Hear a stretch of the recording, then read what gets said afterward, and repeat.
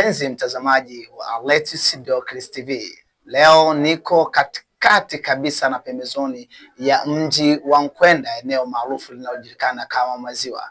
Ukitoka kidogo kituo cha polisi cha Nkwenda, unapanda na barabara ya kuelekea New Ulaya Bar and Lodge. Hujafika hapa katikati na kutana na mtaalamu mmoja makini sana wa kukuza na kuinua vipaji kupitia uimbaji.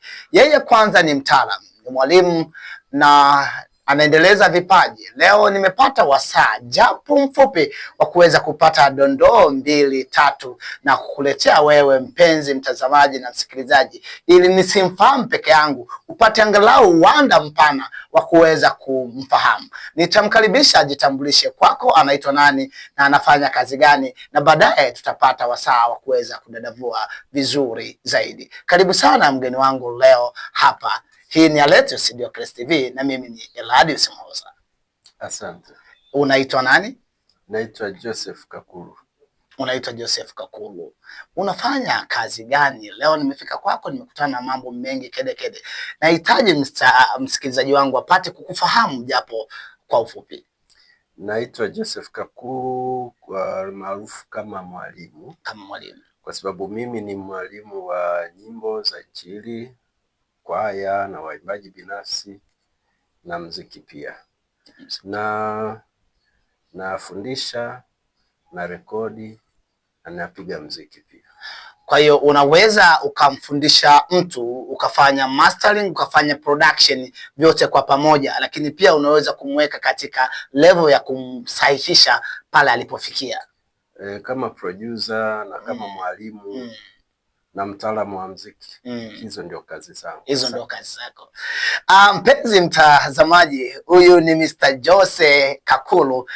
Yeye anasema ni mwalimu lakini pia anafanya production. Kazi yake ni kuandaa wewe unayetaka kutoa ujumbe wako kwa njia ya wimbo, anakuandaa, anakufundisha utoe kwa njia gani, lakini pia yeye huyu yuko kukuelekeza ufanye kwa ufanisi gani, lakini yuko vizuri kabisa kukutambua na kuonyesha kwamba utafanya kwa ufanisi upi. Niko naendelea kupata dondoo mbili tatu. Kwanza nipate uzoefu wake kwa hii kazi, ameifanya kwa muda gani, amekutana na nini huko kazini, lakini uzoefu anasema jungu kuu alikosi ukoko.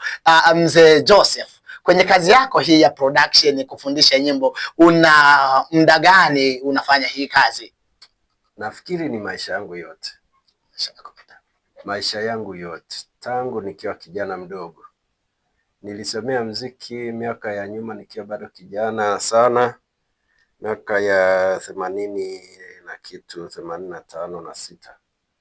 Na kuanzia hapo nimekuwa mwanamuziki na baadaye nimekuja kuanza hizi kazi za producer hapa miaka ya karibuni, lakini kwa kweli nikiwa naifahamu.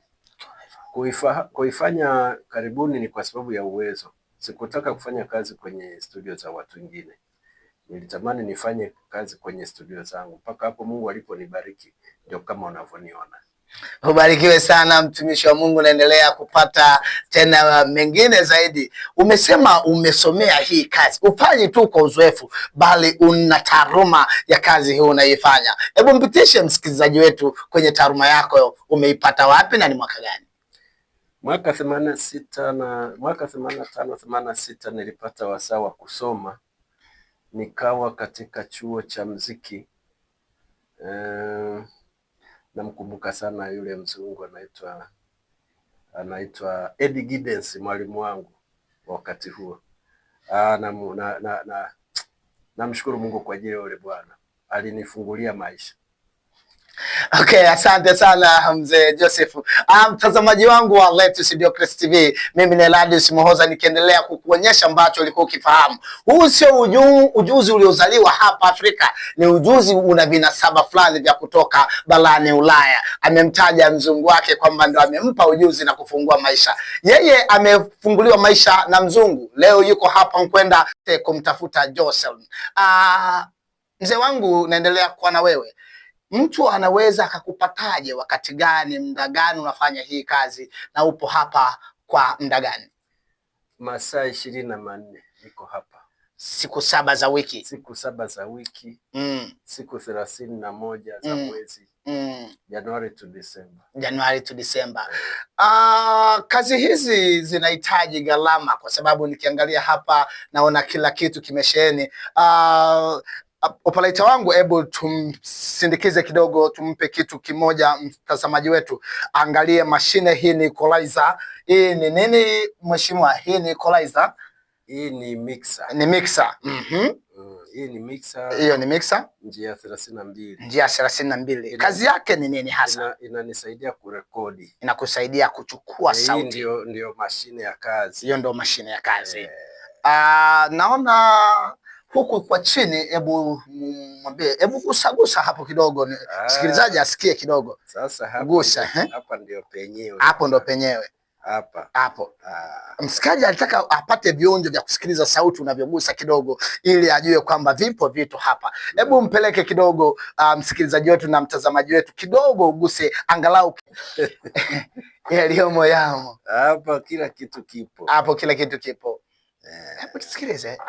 Yes, kila kitu kipo kama anavyosema mzee wangu Joseph. Anasema kazi hii amejifunza vizuri, akipasiwa vinasaba na mzungu mmoja mwaka 1986. Nikwambie mimi nilikuwa sijazaliwa, mimi bado niko huko kwa wazee, sijaja hapa duniani. Mpaka utu uzima wangu na urefu wangu unafanya hii kazi. Hii ni kuonyesha kwamba wewe ni mahiri na mbobevu wa kiasi cha juu. Unatumia vifaa gani ambavyo vinafanya kazi yako kuwa bora?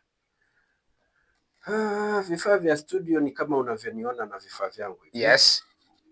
Lakini sana ujuzi ambao ni kipaji. Ujuzi ndio kifaa cha kwanza.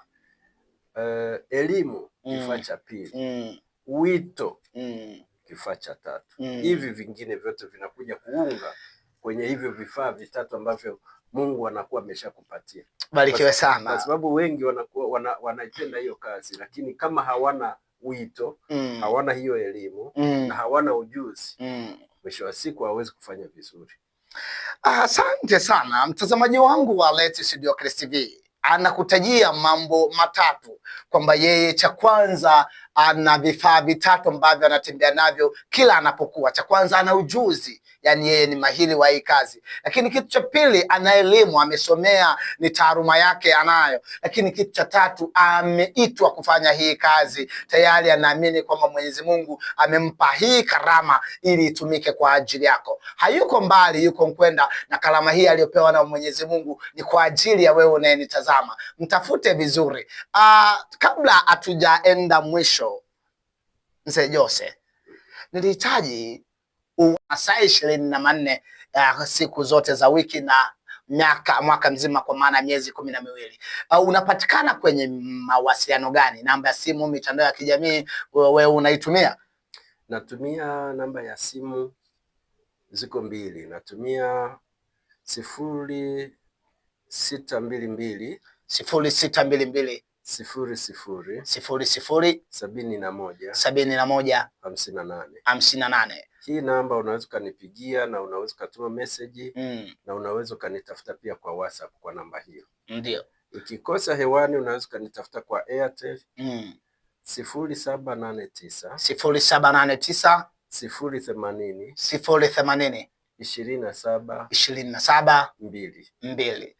Na hii yenyewe unaweza ukapiga muda wote, unatuma message muda wote, unaingia WhatsApp muda wote. Ile ya kwanza ya Airtel ndio inakuwa inatumika WhatsApp, lakini hii ya pili ya Voda ya Airtel unatumia kwa mawasiliano ya kawaida, kwa maana ya kupiga na kutuma message kwa njia ya kawaida.